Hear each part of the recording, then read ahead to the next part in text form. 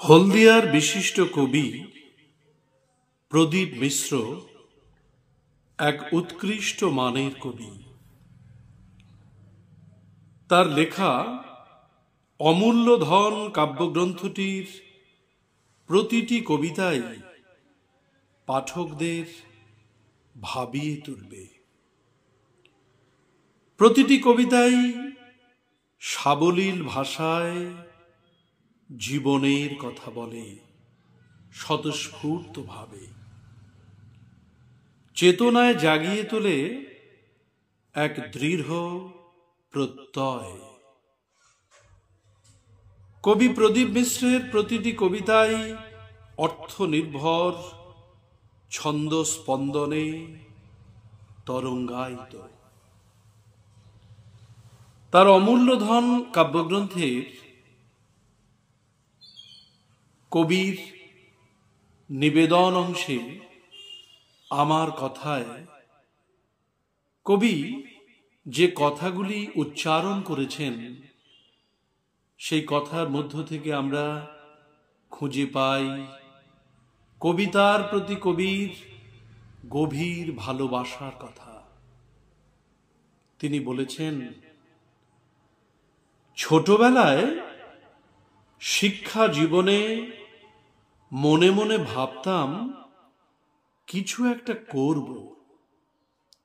আরম্ভ করলাম ছন্দ মিলিয়ে কবিতা লেখা, সঙ্গে গান, অভিনয়, জ্যোতিষ চর্চা ও পূজা অর্চনা। এইভাবে নিজেকে প্রস্তুতি নিয়ে এগিয়ে চলি। তারই ফলশ্রুতিতে আমার প্রথম কাব্যগ্রন্থ অমৃত ভাণ্ড বেরিয়েছে প্রায় 1 বছর আগে। দ্বিতীয় কাব্যগ্রন্থ আমার দাদু ভাইয়ের নামে, সৌরিন, কলকাতা বইমেলায় বহু গুণীজনের উপস্থিতিতে 2023-এর 5ই ফেব্রুয়ারি প্রকাশিত হয়। আমার তৃতীয় কাব্যগ্রন্থ মায়ের নামে, গীতা মা। এই বইগুলি রাখা আছে ন্যাশনাল লাইব্রেরি, কলেজ স্ট্রিট ও হলদিয়ার কিছু বই দোকানে। জেনারেল লাইব্রেরি সোনারপুরে একটি স্কুল লাইব্রেরিতে, কাপাস এরিয়া লাইব্রেরি LIC মোড়ের কাছে SDO অফিসের কাছে লাইব্রেরিতে রাখা আছে।